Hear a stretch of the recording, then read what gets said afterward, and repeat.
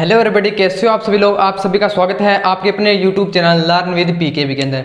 तो फ्रेंड्स, आज के इस वीडियो में हम अपना चैप्टर जो कि सीड्स हैं उसको कंटिन्यू करेंगे।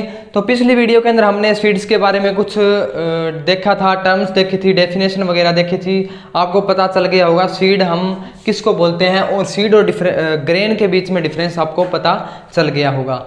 तो आज हम इसी चैप्टर से रिलेटेड कुछ टर्म्स देखेंगे जो कि आपके एग्जाम पॉइंट ऑफ व्यू से बहुत ही इंपॉर्टेंट है। ठीक है, सीड को क्या है, कोई भी प्लांट के अंदर कन्वर्ट होने के लिए उसकी जर्मिनेशन जरूरी होती है। सीड का जर्मिनेट होना बहुत ही जरूरी है। तो हम पहले सबसे देखेंगे सीड जर्मिनेशन क्या होती है। सबसे पहले आपको यही पता होना चाहिए सीड जर्मिनेशन क्या होता है। जर्मिनेशन,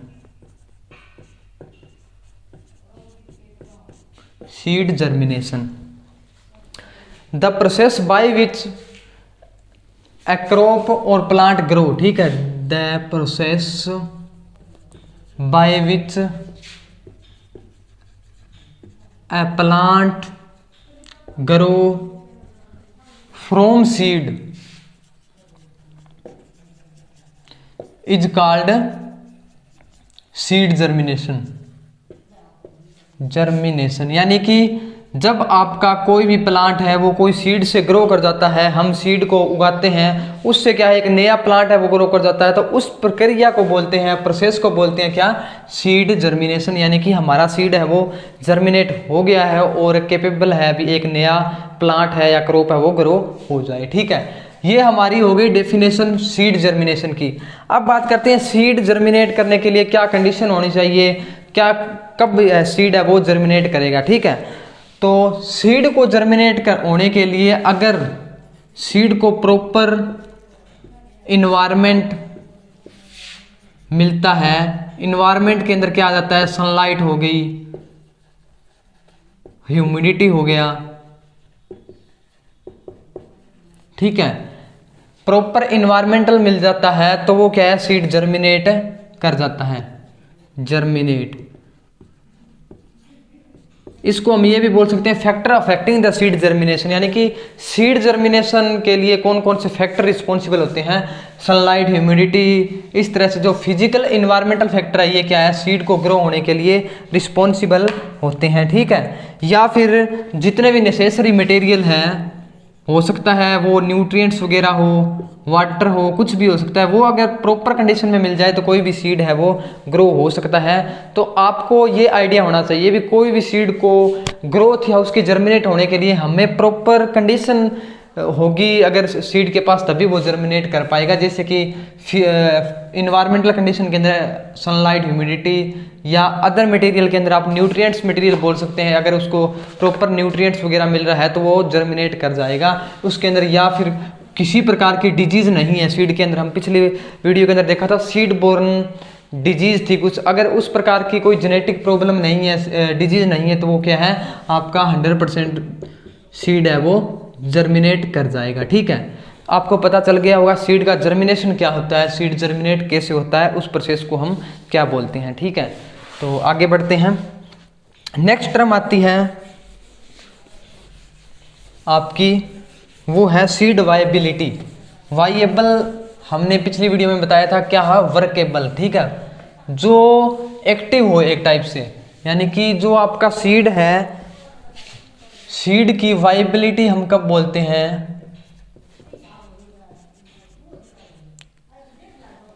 अगर वो कैपेबल हो जर्मिनेशन के, germination under favourable condition, under favourable condition. ठीक है, अगर आपका सीड है वो क्या है, जर्मिनेशन के कैपेबल हो, उसके अंदर पावर हो कि वो जर्मिनेट कर सके। ठीक है, under favourable condition. Favourable condition का मतलब यहाँ पे क्या है, जैसे कि जो भी कंडीशन उसको नेसेसरी है, जैसे कि मैंने बताया था एयर हो गया, वाटर कंटेंट हो गया, जितनी भी इन्वायरमेंटल कंडीशन है वो अगर उसके पास है और वो सीड कैपेबल है जर्मिनेशन के लिए, तो हम उसको बोलते हैं सीड वायबिलिटी। यानी वो सीड है, वर्केबल है, एक्टिव है कि वो क्या है, जर्मिनेट कर जाएगा। तो ये आपको क्लियर हो गया होगा सीड वायबिलिटी क्या होता है। ठीक है, नेक्स्ट टर्म आती है इसके अंदर सीड लॉन्गेविटी। सीड लॉन्गेविटी, इसको हम बोलते हैं ड्यूरेशन, ड्यूरेशन ऑफ सीड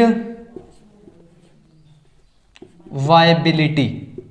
ठीक है, यानी कि जो आपके सीड्स है उसकी जो कितनी ड्यूरेशन है, यानी कितने टाइम तक वो क्या है, वायबिलिटी है उसकी, वो एक्टिव रह सकता है, वर्क कर सकता है, जर्मिनेट के क्या है वो केपेबल है, केपेबल ऑफ जर्मिनेशन, यानी कि कितना टाइम तक वो क्या है जर्मिनेट के लिए केपेबल है, उसको हम बोलते हैं सीड लॉन्गेविटी। लॉन्गेविटी का मतलब यहाँ पे टाइम से बोल सकते हैं, कितने टाइम तक वो सीड है जर्मिनेट होने की उसके अंदर क्षमता है, आप इस तरह से बोल सकते हैं हिंदी में बोलें तो उस सीड के अंदर क्या है एक टाइप से कितनी क्षमता है, कितने समय तक वो क्या है केपेबल है कि वो जर्मिनेट कर जाए, इस टर्म को हम बोलते हैं सीड लॉन्गेविटी। ठीक है, आई होप आपको दोनों टर्म है वो समझ में आ गई होगी। नेक्स्ट क्या है सीड हेल्थ। ठीक है, सीड हेल्थ क्या होता है, सीड हेल्थ, हेल्थ आप सभी को पता होगा हेल्थ का क्या मतलब है।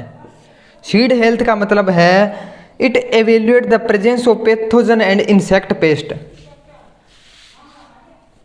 Insect pest.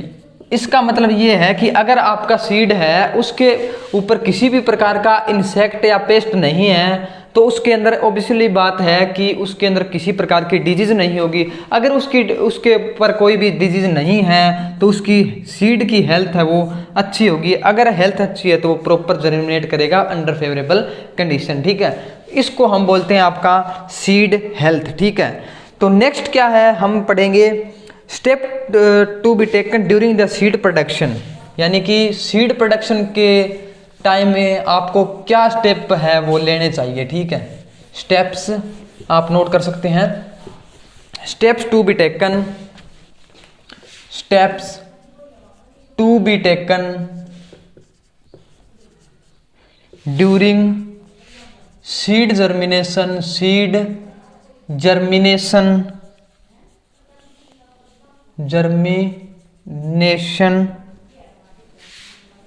To ensure purity, यानी कि जब आपका कोई भी इंडस्ट्री बोल सकते हैं या कोई जब भी आपका सीड है वो प्रिपेयर किया जाता है, उसकी प्रोडक्शन की जाती है, तो तब हमें कौन कौन से स्टेप्स हैं उनको फॉलो करना चाहिए कि आपकी सीड की प्योरिटी है वो 100% हो या कंप्लीट प्योरिटी हो, प्योर एकदम सीड एक टाइप से प्योर हो, तो हमें क्या क्या स्टेप लेने चाहिए वो हम देखते हैं। ठीक है, तो पहला स्टेप क्या है वो है control of seed source, control of seed source, जो आपका सीड का सोर्स है उसका कंट्रोल होना चाहिए। ठीक है, दूसरा क्या है आइसोलेशन, यानी कि आपकी सीड है उसको आइसोलेट किया जाना चाहिए, उसकी आइसोलेशन होनी चाहिए ताकि उसके अंदर किसी भी प्रकार की डिजीज वगैरह है, इंसेक्ट पेस्ट उस पर अटैक ना कर सके। ठीक है, नेक्स्ट क्या है सीड सर्टिफिकेशन, सर्टिफिकेशन, जो सीड्स का प्रॉपर सर्टिफिकेशन होता है, कुछ स्टैंडर्ड्स होते हैं, उसके अकॉर्डिंग सीड का प्रॉपर सर्टिफिकेट होना चाहिए। और क्या है उसके अंदर किसी भी प्रकार की बोल सकते हैं डिजीज नहीं होनी चाहिए, डिजीज उसके अंदर किसी भी प्रकार की डिजीज नहीं होनी चाहिए। ठीक है, तो ये कुछ स्टेप्स थे जो आप क्या है फॉलो होने चाहिए जब आपकी सीड की प्रोड्यूस होती है, सीड की प्रोडक्शन होती है। ठीक है, अब नेक्स्ट बात करते हैं सीड को हम किस प्रकार से जर्मिनेट करने के लिए उसको शो करते हैं, किस तरह से हम उसको उगाते हैं। ठीक है, तो नेक्स्ट स्लाइड के अंदर हम यही पढ़ेंगे, इसको मैं इरेज कर लेता हूँ एक बार के लिए, फिर हम वो देखने वाले हैं। ठीक है, मेथड्स ऑफ सीड शोइंग, बिजाई के तरीके। ठीक है, सीड्स को हम किस तरह से बिजाई करते हैं कोई सीड की वो हम देखेंगे। ठीक है, methods of seed showing, showing का मतलब होता है बिजाई करना या। ठीक है, तो पहला क्या है ब्रॉडकास्टिंग, ब्रॉडकास्टिंग, ब्रॉडकास्टिंग का क्या मतलब होता है हमारा सीड है उसको हम छिड़काव कर देते हैं एक टाइप से। ठीक है, छिड़काव, छिड़काव आपने बहुत सारे अपने फील्ड के अंदर देखा होगा, क्रॉप्स को हम क्या है छिड़काव कर देते हैं सीड की, और वो क्या है जर्मिनेट करके ग्रो कर जाता है। तो इस प्रकार के मेथड को हम बोलते हैं ब्रॉडकास्टिंग। ठीक है, ब्रॉडकास्टिंग, छिड़काव करके हम कोई भी सीड है उसको जर्मिनेट करते हैं, तो इस प्रकार की प्रोसेस को हम बोलते हैं ब्रॉडकास्टिंग। ठीक है, दूसरी क्या है आपकी, वो है ड्रिलिंग। ड्रिलिंग का मतलब क्या होता है, भी ड्रिल करके हम बीज सीड है उसको जर्मिनेट करवाते हैं। नेक्स्ट क्या है, नर्सरी। नर्सरी के आपको पता होगा किस तरह से हम उगाते हैं। उसके अंदर एक अलग पोट्स, जो कि आपके पॉलीथीन वगैरह के पोट बने होते हैं, उसके अंदर हम कोई भी प्लांट है उसको ग्रो करवा लेते हैं। इसके अलग अलग नर्सरी प्लांटेशन के अलग अलग मेथड्स होते हैं, उनके द्वारा क्या है हम सीड को ग्रो करवाते हैं। नर्सरी हो गया आपका। उसके बाद में क्या है, फोर्थ क्या है, प्लांटिंग।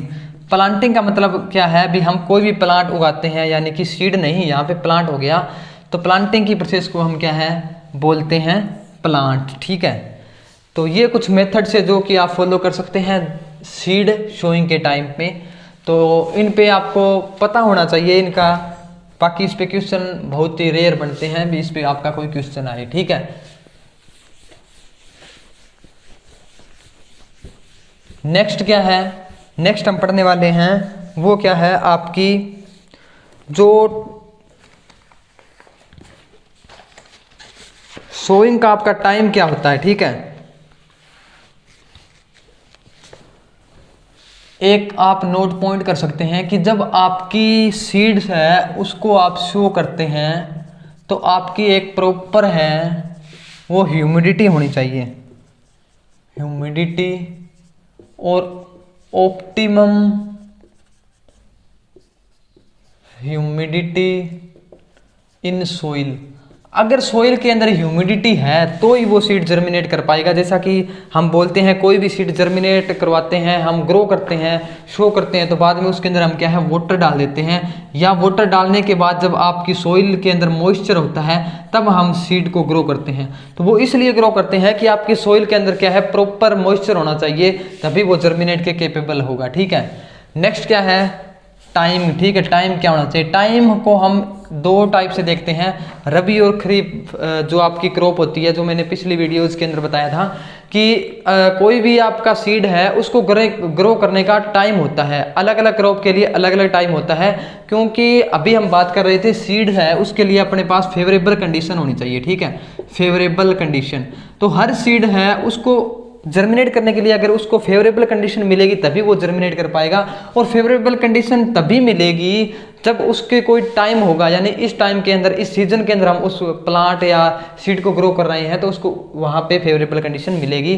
जैसे कि आपकी खरीफ और रबी फसल है, खरीफ आपकी जो क्रॉप है उसको हम जून जुलाई के अंदर ग्रो किया जाता है, तो जून जुलाई के अंदर क्या है प्रॉपर फेवरेबल कंडीशन मिलती है खरीफ क्रॉप को कि वो क्या है जर्मिनेट आसानी से कर पाए। और रबी क्रॉप है आपकी वो क्या है अक्टूबर नवंबर। ठीक है, अक्टूबर नवंबर के अंदर रबी क्रॉप है उनको क्या है प्रॉपर फेवरेबल कंडीशन मिलती है उसके सीड्स को, ताकि वो क्या है जर्मिनेट आसानी से कर पाए।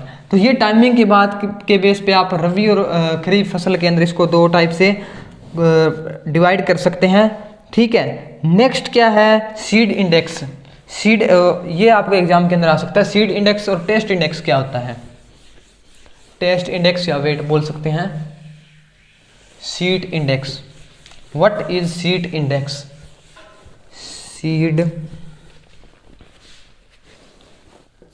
Seed index, index.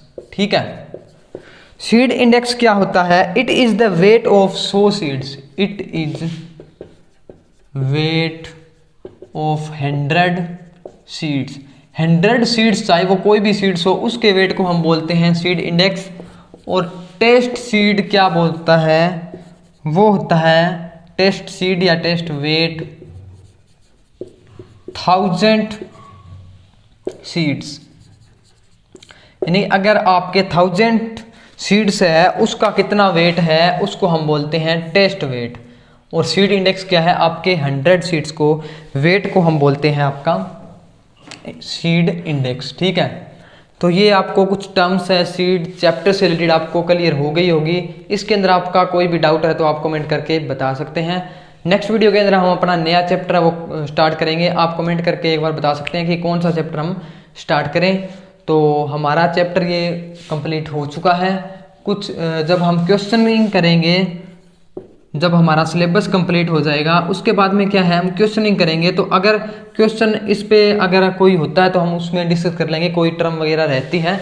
तो ऑलमोस्ट आपका चैप्टर है वो कंप्लीट हो चुका है। और बाकी नेक्स्ट वीडियोस के अंदर स्टार्ट करेंगे। तब तक के लिए अपना ध्यान रखिए और अपना सिलेबस है उसको कंटिन्यू करते रहिए, क्योंकि आप अभी टाइम है, कोविड के कारण सभी घर पे होंगे और आपके पास एनफ टाइम है कि आप अपनी स्टडी के लिए वो क्या है, अपने एफर्ट लगा सकें। ठीक है, एफर्ट्स आपके लिए टाइम बहुत है, क्योंकि आपका एग्ज़ाम अभी होने वाला नहीं है। कोविड की सिचुएशन को देखते हुए पिछली बार की तरह आपका एग्ज़ाम भी लेट होगा और आपके लिए ये बड़ा ही मतलब बोल सकते हैं बड़ा ही गुड अपॉर्चुनिटी है आपके लिए। इस टाइम के लिए आपके लिए, आप घर पे हैं, आपको सुविधा सब कुछ मिल रहा है, वीडियोस मिल रही है, मटेरियल मिल रहा है। तो आप अपनी एफर्ट लगाइए, हार्डवर्क करिए। ठीक है, हार्डवर्क ही आपको क्या है जिताएगा। ठीक है, अगर आप हार्डवर्क करोगे तभी आप विन कर पाओगे, अपने एग्जाम को क्लियर कर पाओगे, आपका सिलेक्शन तभी हो पाएगा। ठीक है, अब ये आपके हाथ में है कि मेरे को एग्जाम क्लियर करना है या नहीं। तो आप अपनी स्टडी है वो स्टार्ट कर लीजिए। और बाकी अगर कोई डाउट है तो आप कमेंट करके बोल सकते हैं, आपके कमेंट का रिप्लाई कर दिया जाएगा। तो थैंक यू गाइज, आपका दिन शुभ रहे।